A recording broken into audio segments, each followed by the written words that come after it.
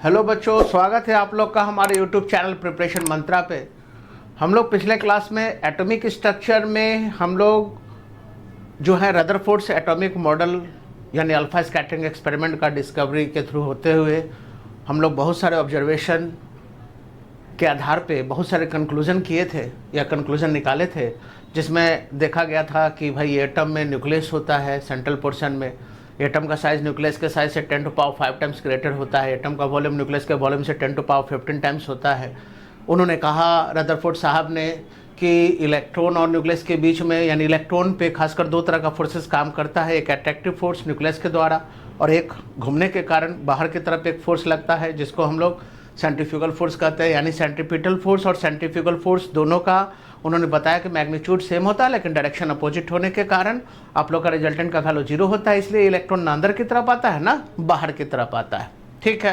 इन्होंने इलेक्ट्रॉन का नाम प्लेनेटरी इलेक्ट्रॉन रखा कि जिस तरह से उन्होंने बताया कि सन के चारों तरफ प्लेनेट रिवॉल्व करते हैं हमारे सोलर सिस्टम में, उसी तरह से एटॉमिक सिस्टम में न्यूक्लियस के चारों तरफ इलेक्ट्रॉन रिवॉल्व करते हैं।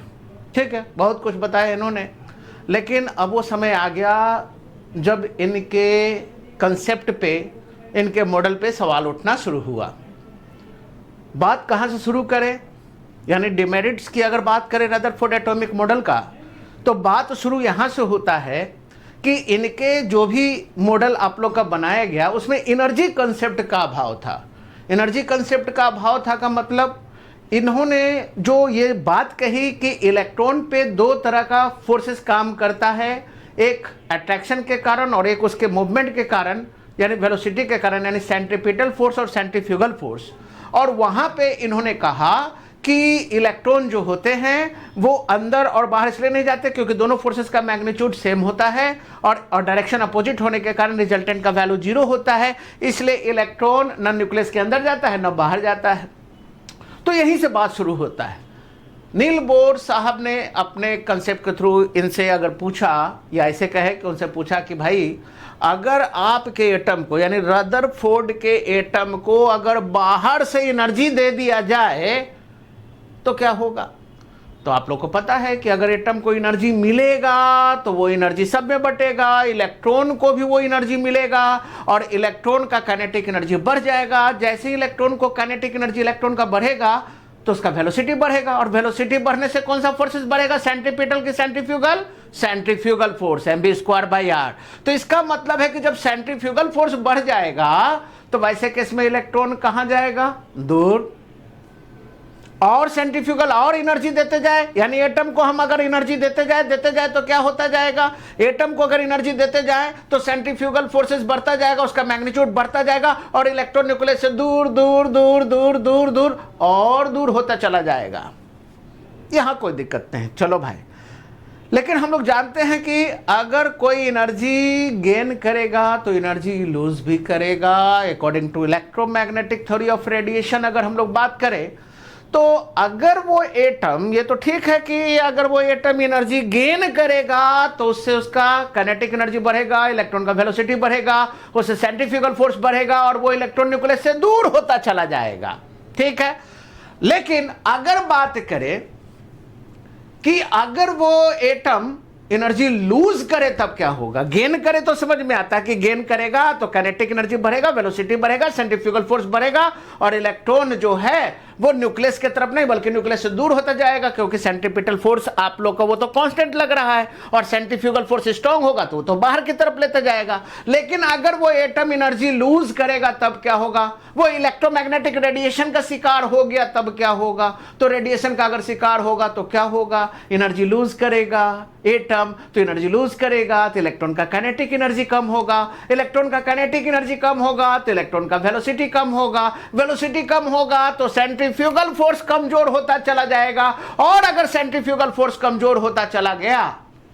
तो वैसे केस में सेंट्रीपिटल फोर्स हावी होता जाएगा, है ना। जैसे मान लो कि हमको कोई इधर से अट्रैक्ट कर रहा है, ठीक है, और इधर से मान लो कि उतना ही फोर्स है कोई इधर हमको खींच रहा है, अट्रैक्ट कर रहा है, तो जाहिर बात है कि अगर दोनों तरफ के फोर्सेस का मैग्नीट्यूड अगर बराबर हुआ, 10 न्यूटन इधर से लग रहा है 10 न्यूटन इधर से, तो हम यहीं रहेंगे। लेकिन अगर मान लो कि इधर की तरफ लग रहा है आप लोग का सेंट्रीपिटल फोर्स, मान लो अट्रैक्शन न्यूक्लियस के द्वारा, और इधर सेंट्रीफ्यूगल फोर्स है, तो अगर एटम एनर्जी लूज करेगा तो इलेक्ट्रॉन का भी काइनेटिक एनर्जी कम होगा, उसका वेलोसिटी कम होगा, सेंट्रीफ्यूगल फोर्स कम होगा, और जब सेंट्रीफ्यूगल फोर्स अगर कम होगा तो इलेक्ट्रॉन किधर की तरफ शिफ्ट होता चला जाएगा, न्यूक्लियस की तरफ शिफ्ट होता चला जाएगा, क्योंकि बाहर वाला फोर्सेस कमजोर होता गया और लगातार वो लूज कर रहा है, तो बाहर वाला फोर्सेस लगातार कम होता जाएगा, सेंट्रीफ्यूगल फोर्स कम होता जाएगा, और इलेक्ट्रॉन धीरे धीरे धीरे किधर की तरफ चला जाएगा, न्यूक्लियस के समय, मतलब न्यूक्लियस के अंदर चला जाएगा या न्यूक्लियस की तरफ चला जाएगा, और एक समय ऐसा आएगा कि पूरा का पूरा इलेक्ट्रॉन न्यूक्लियस के अंदर समाहित हो जाएगा। लेकिन आपको पता है कैसे केस में तो एटम कोलैप्स कर जाएगा, और हम लोग जानते हैं कि atom can neither be created nor be destroyed. Atom collapse हो गया, ये तो हो नहीं सकता है। तो इसका मतलब है कि रदरफोर्ड का एटॉमिक मॉडल में कहीं ना कहीं कुछ त्रुटि था, यानी इस चीज को वो एक्सप्लेन नहीं कर पाए कि क्या होगा अगर वो एटम एनर्जी लूज करे, रेडिएशन का शिकार हो, तो क्या ऐसा हो सकता है कि इलेक्ट्रॉन न्यूक्लियस के अंदर चला जाए। अगर ऐसा होगा तो वैसे केस में तो एटम का अस्तित्व ही लुप्त हो जाएगा। तो इससे बचने के लिए क्या होगा, कौन सा कंसेप्ट है जो मिस कर रहे हैं, आखिर इलेक्ट्रॉन न्यूक्लियस के अंदर ना जाए इसके लिए क्या वहां प्रावधान है, कौन सा ऐसा चीज है जिसको आप मिस कर रहे हैं आप अपने कंसेप्ट में, उसको तो आप एक्सप्लेन किए नहीं। अगर हम आपके मॉडल के अनुसार, आपके कहे हुए बातों के अनुसार अगर चलेंगे तो वैसे केस में एटम का अस्तित्व ही नष्ट हो जाएगा, उसके अस्तित्व पे ही प्रश्न चिन्ह आ जाएगा। इसका मतलब कि रदरफोर्ड का एटॉमिक मॉडल एक सही मॉडल नहीं है जो इन बातों को एक्सप्लेन नहीं करता कि क्या होगा या कौन सा कारण है जिसके कारण इलेक्ट्रॉन न्यूक्लियस के अंदर नहीं जा पाएगा रेडिएशन के बावजूद। आया बात समझ में। तो यहाँ पे पहले पॉइंट पे वही बात हम किए हैं कि इलेक्ट्रोमैग्नेटिक थ्योरी ऑफ रेडिएशन के अनुसार जो निगेटिवली चार्ज पार्टिकल है जिसको इलेक्ट्रॉन कहते हैं वो एनर्जी लूज करेगा इलेक्ट्रोमैग्नेटिक रेडिएशन के रूप में, धीरे धीरे उसका वेलोसिटी कम होता जाएगा, वेलोसिटी कम होता जाएगा तो सेंट्रीफ्यूगल फोर्स कम होता जाएगा, इलेक्ट्रॉन न्यूक्लियस के तरफ जाएगा यानी उसका साइज छोटा होता चला जाएगा, और एक समय वो इलेक्ट्रॉन क्या होगा, न्यूक्लियस के और करीब और करीब और करीब होता हुआ सीधे न्यूक्लियस के अंदर चला जाएगा, और ऐसे में तो एटम तो कोलैप्स हो जाएगा जो कि संभव है नहीं। इसलिए नील बोर ने रदरफोर्ड के एटॉमिक मॉडल को क्या कहा, एक अनस्टेबल मॉडल कहा। ठीक है, तो इनके अनुसार नील बोर के अनुसार हम लोग कह सकते हैं कि रदरफोर्ड का एटॉमिक मॉडल जो है वो इस तरह का था, एक स्पाइरल पाथ पे, यानी इलेक्ट्रॉन एक सर्कुलर पाथ पे नहीं घूमता है, इलेक्ट्रॉन एक स्पाइरल पाथ पे घूमता है, और एक समय ऐसा आएगा कि इलेक्ट्रॉन जो है वो धीरे धीरे धीरे धीरे धीरे धीरे धीरे धीरे धीरे धीरे कहाँ की तरफ चला जाएगा, धीरे धीरे न्यूक्लियस के अंदर चला जाएगा। और ऐसा अगर चला गया तो इसका मतलब है कि ये मॉडल जो है वो एक स्टेबल मॉडल नहीं बल्कि अनस्टेबल मॉडल है। यानी उन्होंने कहा कि रदरफोर्ड आपके अनुसार एटम का पाथ सर्कुलर नहीं, मतलब एटम देखने में सर्कुलर नहीं, यानी एटम के अंदर इलेक्ट्रॉन का पाथ सर्कुलर नहीं बल्कि स्पाइरल है, जिसमें आप लोग का अगर एनर्जी आप लोग का बाहर से दिए तो इलेक्ट्रॉन बाहर चला जाएगा, और एनर्जी अगर लूज करेगा तो इलेक्ट्रॉन अंदर चला जाएगा। यानी कि आपके मॉडल में ऐसा हो सकता है कि एटम विलुप्त भी हो जाए, एटम नष्ट भी हो जाए, जो कि प्रैक्टिकली संभव नहीं है। इसलिए रदरफोर्ड के एटॉमिक मॉडल को नील बोर ने एक अनस्टेबल मॉडल करार दिया। ठीक है बच्चों, समझ गए। सेकंड पॉइंट में क्या कहा गया, इन्होंने हाइड्रोजन स्पेक्ट्रम के बारे में जिक्र नहीं किया। इनसे पूछा गया कि हाइड्रोजन, अरे भैया जब एनर्जी कंसेप्ट ही नहीं है, इनको पता ही नहीं है कि किस तरह से इलेक्ट्रॉन्स जो हैं वो किस तरह से अलग अलग एनर्जी लेवल्स में बटे हुए हैं, इनका कोई कंसेप्ट ही नहीं है एनर्जी का, तो ये कहां से हाइड्रोजन स्पेक्ट्रम बता पाएंगे और कहां से electronic distribution of energy level के आधार पे इलेक्ट्रॉन का अलग अलग किस तरह से ऑर्बिट में इलेक्ट्रॉन का डिस्ट्रीब्यूशन होता है वो नहीं बता पाए। तो जाहिर बात ये कौन बताएंगे,